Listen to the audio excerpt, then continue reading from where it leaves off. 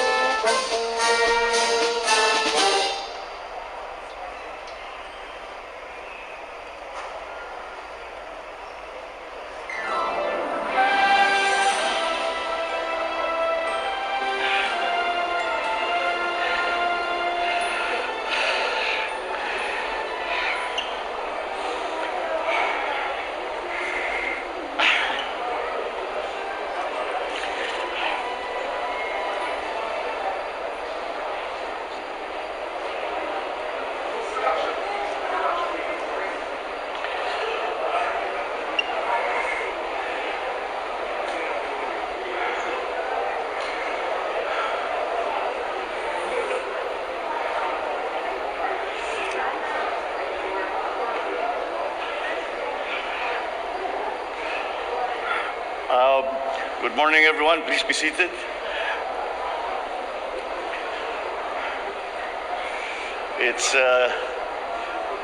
It is good to be home.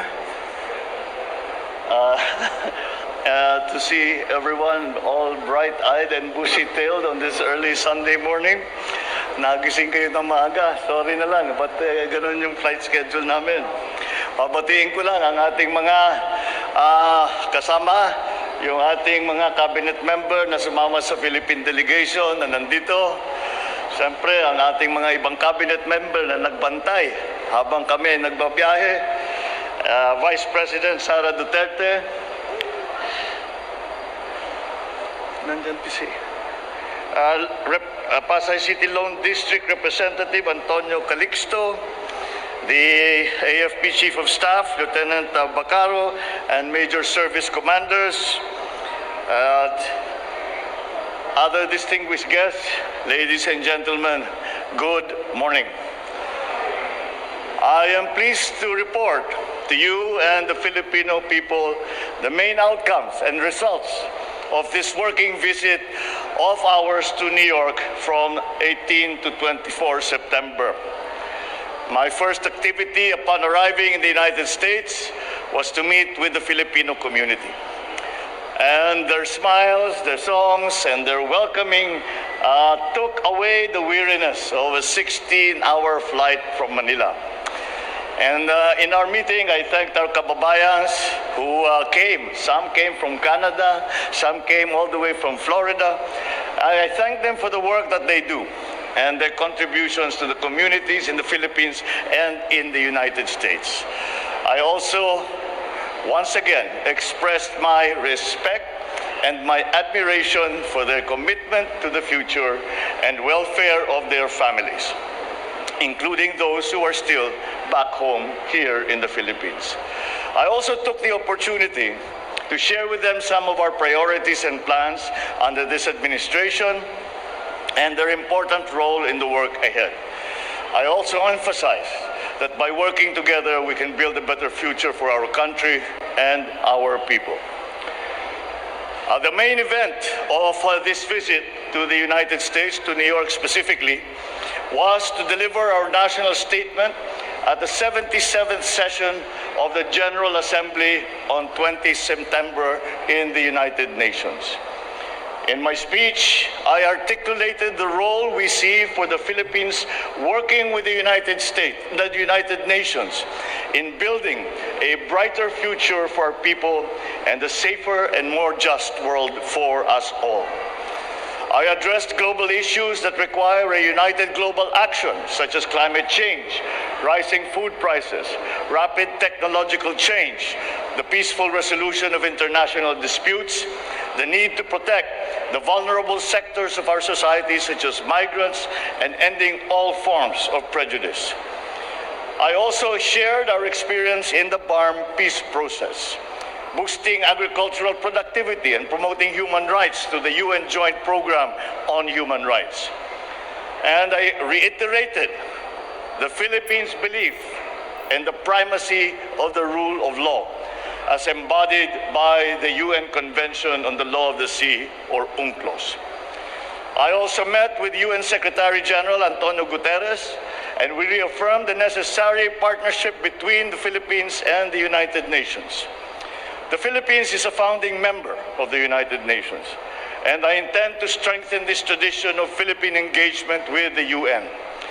I expressed interest in enhancing our role in UN peacekeeping operations, especially in the areas such as the Middle East, where we have a large concentration of OFWs.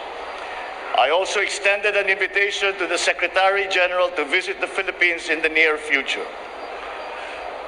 During the conference in the United Nations, I also held formal and informal bilateral meetings with leaders of our key partners, such as the US, such as Japan, and I shared with them the priorities of the Philippines to work with them in addressing food and energy security and climate change, amongst other many issues.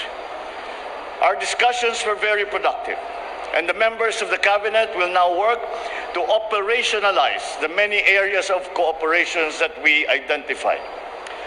I met also with a number of business leaders from different US companies during the week, and all of them committed to be a part of our development and economic growth.